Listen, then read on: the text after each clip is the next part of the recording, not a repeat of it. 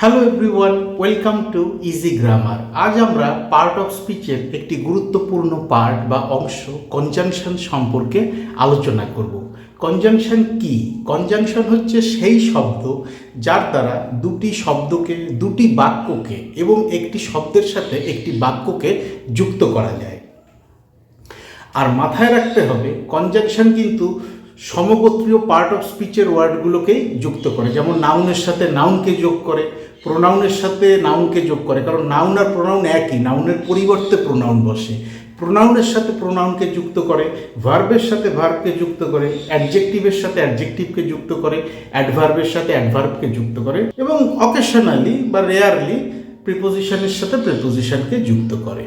উদাহরণ হিসাবে বলা যায় and, as, if, but, both, because, else, or, however, still, till, so, then, then এই শব্দগুলো হচ্ছে কনজাংশন, কারণ এই শব্দগুলো দিয়ে দুটো শব্দকে, দুটো বাক্যকে এবং একটি বাক্যের সাথে একটি শব্দকে যুক্ত করা যায়। বোর্ডে কয়েকটা এক্সাম্পল দেওয়া আছে কিভাবে কনজাংশন দুটো নাউনকে, নাউনের সাথে প্রোনাউনকে, ভার্বের সাথে ভার্বকে, অ্যাডভার্বের সাথে অ্যাডভার্বকে, অ্যাডজেক্টিভের সাথে অ্যাডজেক্টিভকে যুক্ত করছে।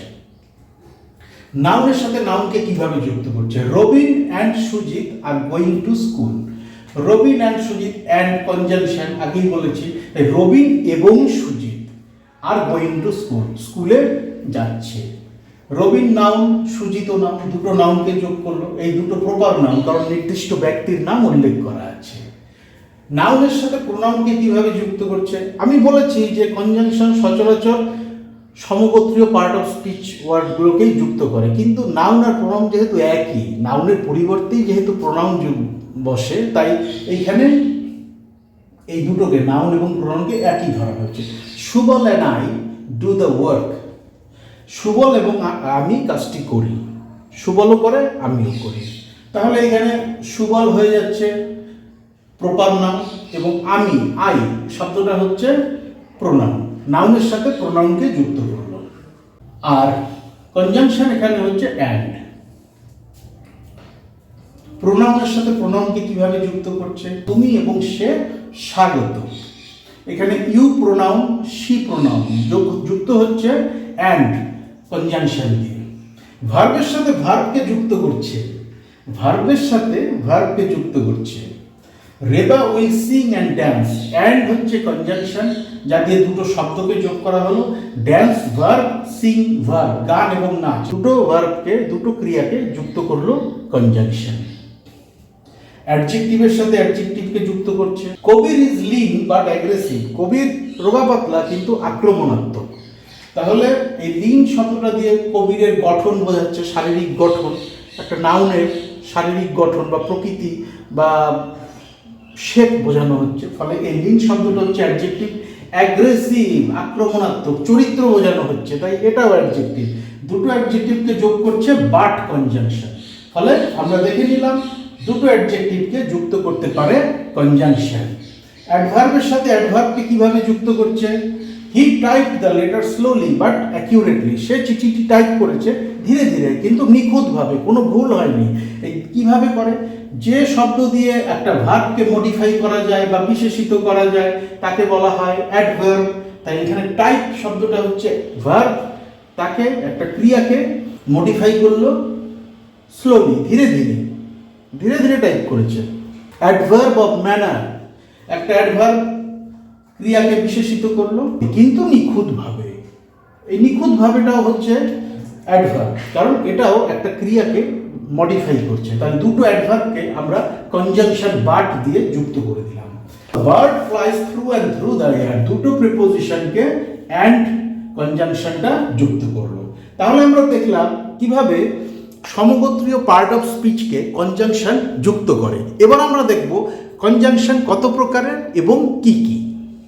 এতক্ষণ আমরা যে কনজাংশনগুলো দিয়ে বাক্য গঠন করলাম সেগুলো ছিল সিঙ্গেল ওয়ার্ডেড। এর বাইরেও কিছু কনজাংশন আছে যেগুলো জোড়ায় জোড়ায় বাক্যে ব্যবহার করা হয়। তো চলো এবার আমরা মিলিয়ে মিশিয়ে কনজাংশনগুলোর কিছু উদাহরণ দেখে নিই। কমল আমার জন্য একটা পেন পাঠিয়েছে। এই যে জন্য, ফর, এটা হচ্ছে কনজাংশন। এটা কি করলো, একটা বাক্যের সাথে একটা শব্দকে যুক্ত করলো।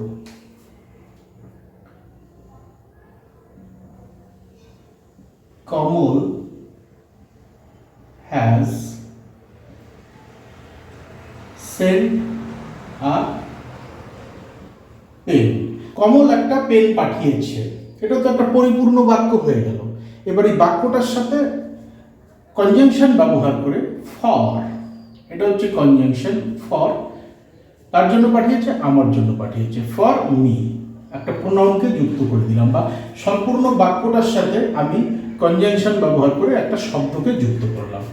আমি দৌড়াতে বা সাঁতার কাটতে পছন্দ করি না।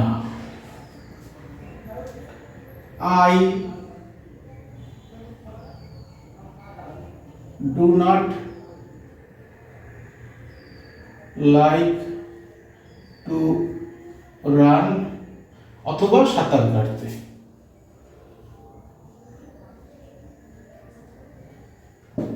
I do not like to run or swim, আমি দৌড়তে বা সাঁতার কাটতে পছন্দ করি না। এখানে অর হচ্ছে কনজাংশন, যা দিয়ে দুটো ভার্বকে আমরা যুক্ত করলাম। যদিও সে ধনী, সে খুব বেশি খরচ করে না।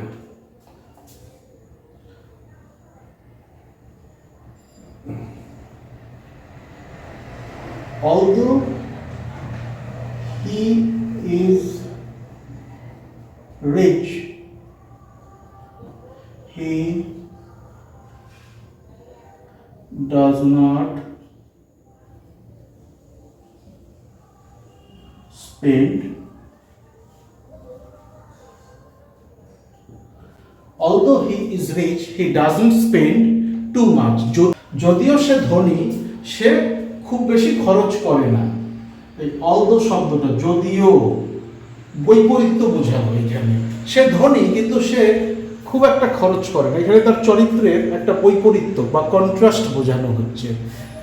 আর এই although শব্দটা সম্পূর্ণ দুটো সেন্টেন্সকে যুক্ত করলো। দেখো, হি ইজ রিচ, একটা সেন্টেন্স তৈরি হয়, হি ডাজন্ট স্পেন্ড টু মাচ, দুটো সেন্টেন্স এখানে আলাদা আলাদা, কিন্তু এখানে অলদো শব্দটা যদিও বসিয়ে আমি দুটো সেন্টেন্সকে যুক্ত করে দিলাম।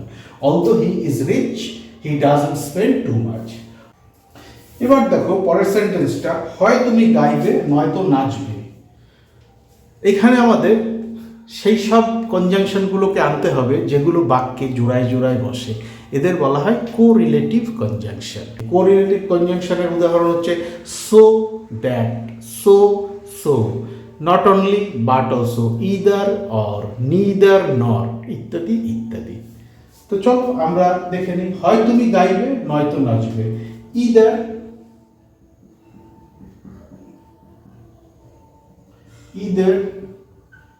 you will sing or dance.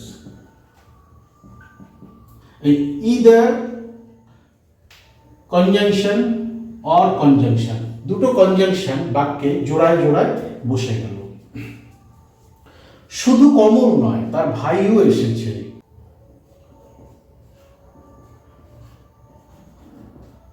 Not only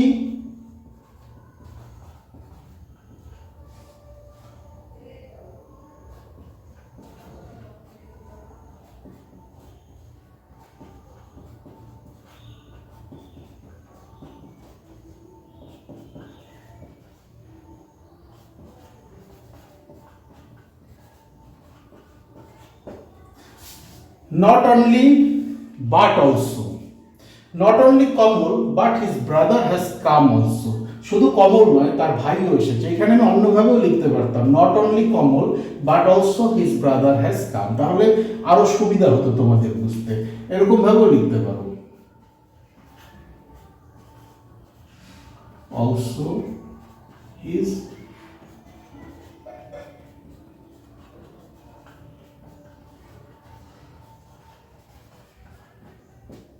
শুধু কমল নয় তার ভাইও এসেছে, নট অনলি বাট অলসো। তাহলে তোমরা বুঝতে পারলে বিভিন্ন ধরনের কনজাংশন বাক্যে কিভাবে ব্যবহার করতে হবে। এবার তোমরা নিজেরা কিছু বাক্য তৈরি করো ইংরেজিতে, বিভিন্ন ধরনের কনজাংশন ব্যবহার করে বাক্যের সাথে বাক্যকে, শব্দের সাথে শব্দকে, অথবা কোনো বাক্যের সাথে কোনো শব্দকে যুক্ত করে ফেলো। আমাকে লিখে পাঠাও যদি কোথাও বেঁধে যায়, কোথাও অসুবিধা হয়। আর যত প্র্যাকটিস করবে কনজাংশন তত সহজ হয়ে যাবে। Thank you so much for your time and attention, and have a nice day.